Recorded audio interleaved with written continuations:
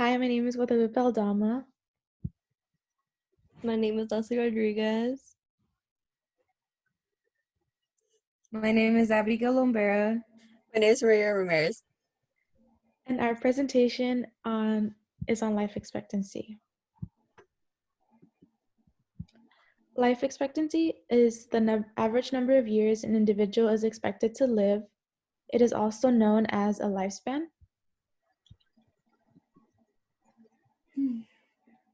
So global statistic number 1 is that women live longer than men all around the world, and men are most affected by this fact. One reason for women living longer is because of the biological advantage, but it is also dependent in a manner in which men behave. They tend to give into vices much easier. A clear statistic of this is that males have a 60% higher mortality rate than females. Global statistic number 2 is child mortality rate is higher in low-income countries, and this affects both because it makes it much more difficult to survive, especially when you don't have the proper access to resources. A clear statistic of this is that in 2018, the under 5 mortality rate in low-income countries was 68 deaths per 1,000 live births, almost 14 times the average rate in high-income countries, which is 5 deaths per 1,000 live births. For global statistic number 3, men are more likely to drink excessively. This shortens men's life expectancy significantly, therefore affecting men the most. A clear statistic of this is about 4.5% of men and 2.5% of women meet the diagnostic criteria for alcohol dependence in the past year. So as you can see, there's a gap between the men and the women that shows how much more men are more likely to drink. For global statistic number 4, men are also more likely to smoke. It causes health implications and shortens life expectancy, again affecting the men. A clear statistic of this is that more than 1/3, 35% of men in the world smoke, and just over 6% of women do.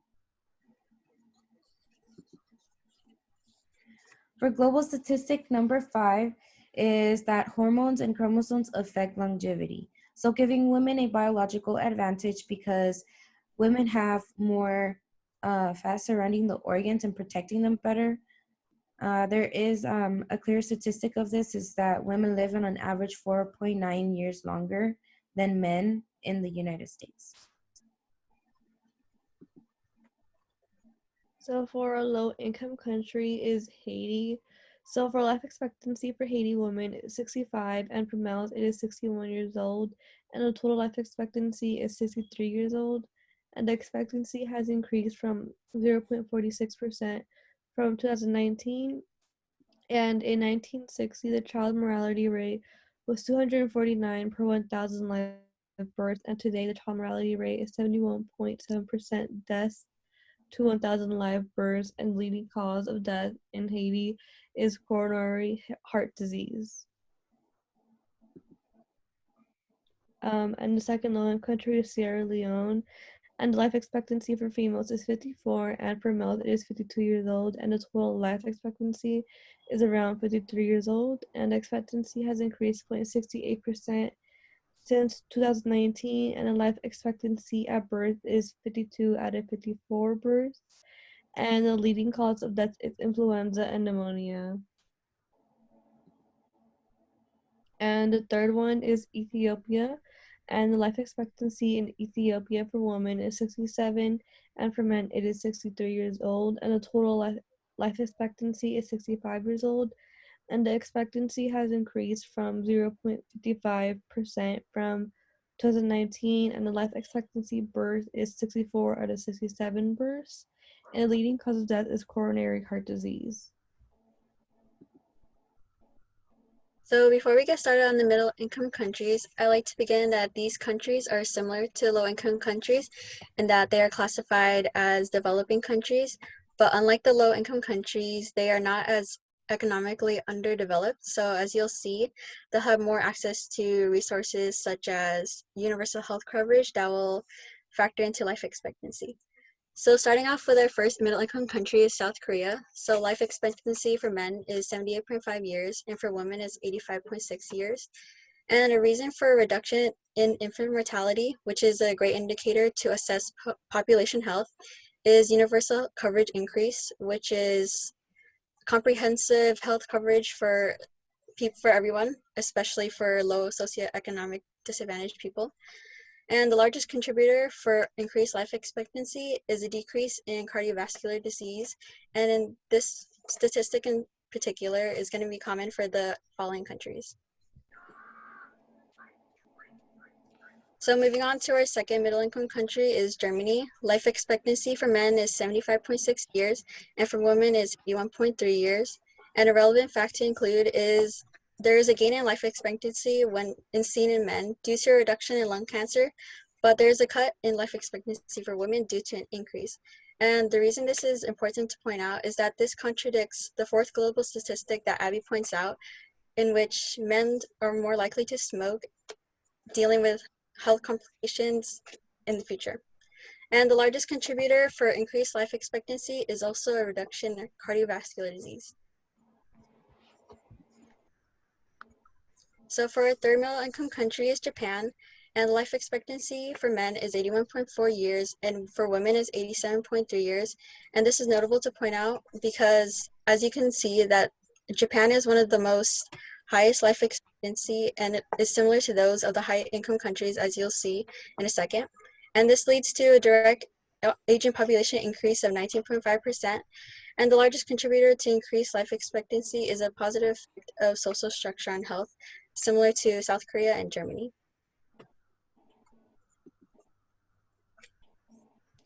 For high-income country number 1, Andorra, is that average life expectancy for men is up to age 80.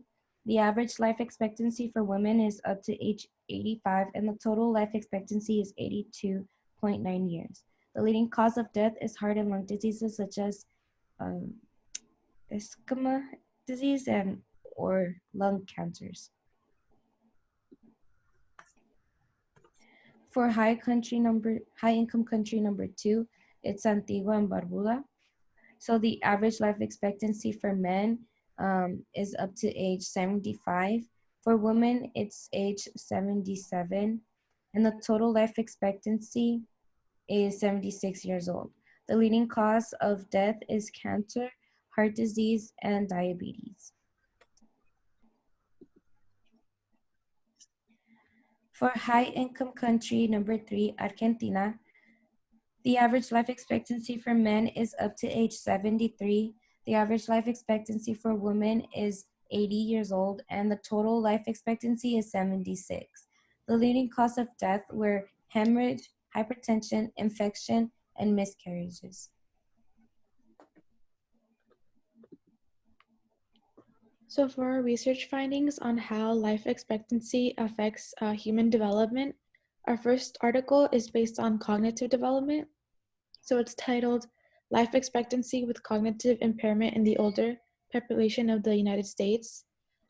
This article showed that the amount of time in life with cognitive impairments among individuals that were 17 or older increases as life expectancy gets longer.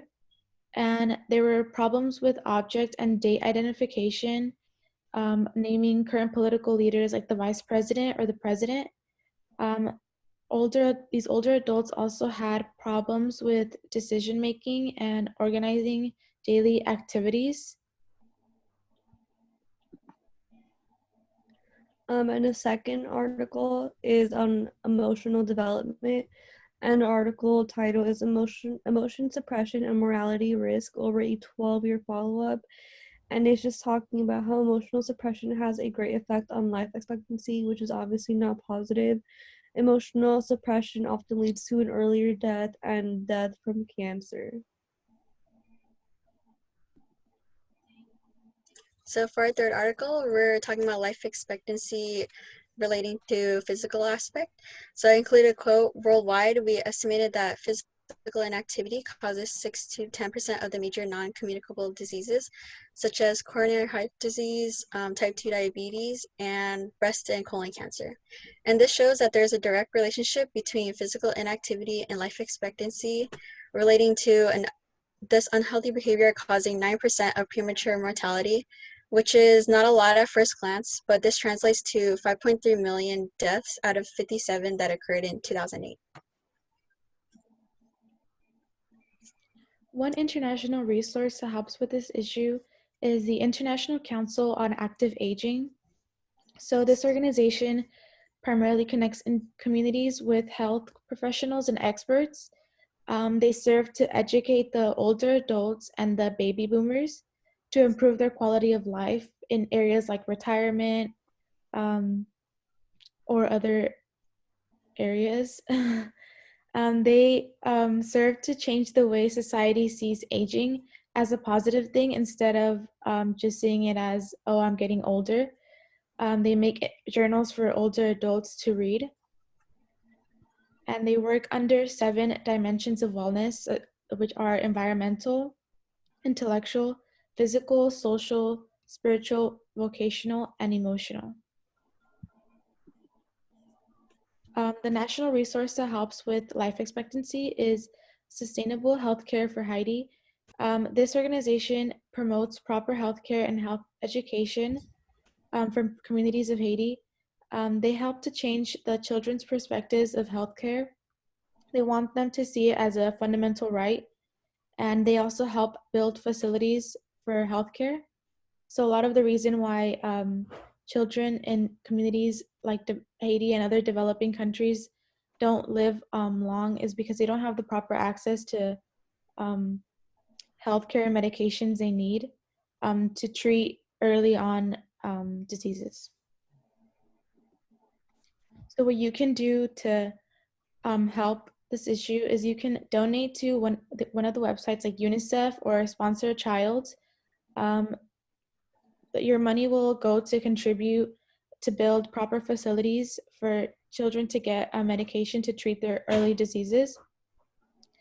You can also advocate for global access to healthcare. One way that you can increase your own life expectancy is to exercise regularly and to make sure to maintain a healthy diet. And these are our references. The end.